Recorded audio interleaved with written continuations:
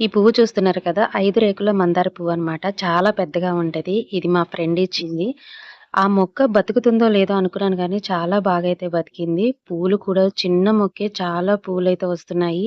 ఈసారి ఆ మొక్క వీడియో తీసినప్పుడు చూయిస్తాను. ఇక మందారాలైతే మళ్ళీ స్టార్ట్ అయిపోయాయన్నమాట.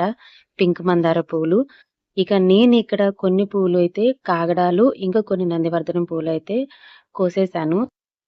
దేవుడి ఫోటోలకైతే ఎప్పుడు మొగ్గలు పెట్టకూడదు. కాకపోతే ఇక్కడ ఈ మాట నేను చెప్పి మొగ్గలు చూయిస్తున్నాననుకుంటున్నారు గదా! మొగ్గలైతే కాదండి. అవి కొంచెం విచ్చుకున్నాయి. వాటితో పాటు అందుకనే నేను కాగడాలు కూడా పెట్టాను మధ్య మధ్యలో. ఇక్కడ కనిపిస్తున్న చామంతులు కూడా ఇంట్లోని మొక్కవే అనమాట.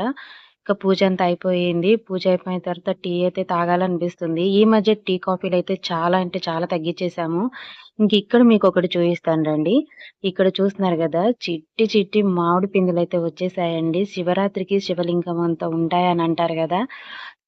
లాస్ట్ ఇయర్ అయితే చెట్టంతా పూతొచ్చింది. కానీ పిందెలు పడిపోయి అన్నీ రాలిపోయాయన్నమాట.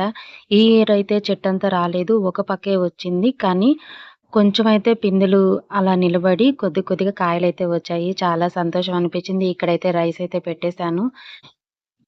ఆల్‌మోస్ట్ సాటర్‌డే అయితే అందరి ఇళ్లల్లో ఉండేది పప్పు, పప్పుచారులు ఇలాంటివే కదా! సో, నేనిక్కడ గూడా పప్పు వండుదామని అనుకున్నాను. కాకపోతే ఇది మెంతికూర చాలా ఫ్రెష్‌గా చాలా బావుంది. మనం ఇంట్లో వేసిన మెంతులదనమాట. మళ్ళీ రోజులు పెరిగే కొందికి అవి మళ్ళీ ఆకులు ముదిరిపోతాయని చెప్పి, ఇవి కట్ చేసి మెంతికూర పప్పయితే చేద్దామని డిసైడ్ అయిపోయాను. సో, అనుకుంటాం ఆలస్యం వెంటనే అదంతా కట్ చేసి చక్కగా సరిపోయిందనమాట.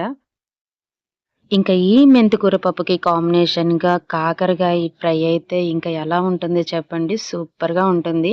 సో, ఎప్పుడైతే కాకరకాయలు ముక్కలు ముక్కలుగా కట్ చేసి అయితే ఫ్రై చేస్తాను. బట్ ఈసారి అలా కాకుండా కాకరకాయలు కాయలు కాయలుగా అంటే మధ్యన చీలికలాగా చేసి అలా ఆయిల్‌లో ఫ్రై చేసిన తర్వాత వాటిని తీసుకొని ఒక ప్లేట్‌లో పక్కన పెట్టేసుకోవాలి.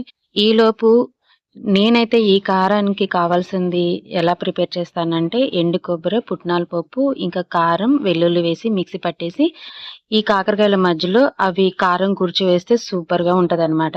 ఇందాకడ నేను దేవుడి ఫోటోల దగ్గర మీకు పూలు మొగ్గలుగా పెట్టాను కదా! ఇవి విచ్చుకున్న తర్వాత చూడండి చాలా బాగున్నాయి కదా!